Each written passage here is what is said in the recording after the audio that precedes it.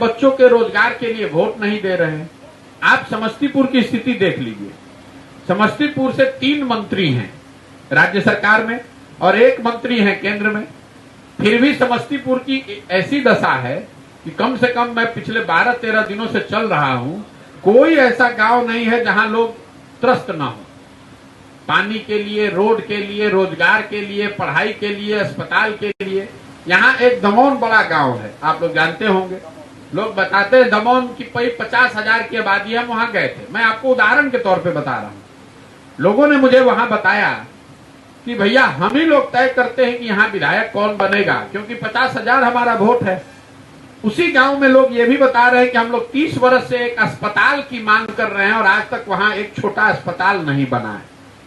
आप समझिए, जिस गांव में 50,000 वोट है, उस गांव में अगर अस्पताल नहीं बन रहा है और फिर भी लोग जाति के नाम पर, धर्म के नाम पर, भारत पाकिस्तान के नाम पर जाकर फिर वोट दे रहे हैं, तो लोगों की परेशानी कैसे दूर होगी?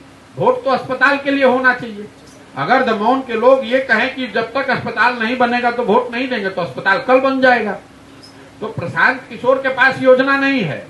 प्रशांत किशोर या जन सुराज सिर्फ आपको ये बता रहा है कि आप अपने वोट की ताकत और वोट की शक्ति और उसकी कीमत को समझिए।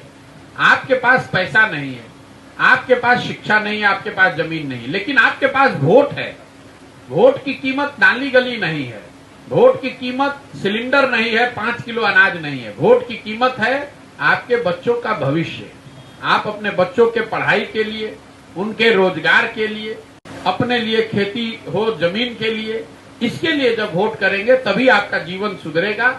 और नहीं तो आप जाति के आधार पर, धर्म के आधार पर, भारत पाकिस्तान के आधार पर या किसी नेता का चेहरा देखकर अगर आप वोट देंगे, तो चाहे आप लालू जी का चेहरा देख के वोट दीजिए, मोदी जी का चेहरा देख के वोट कीजिए, कि प्रशांत किशोर का चेहरा देख के वोट कीजिए, उससे आपका जीवन नहीं सुधरेगा।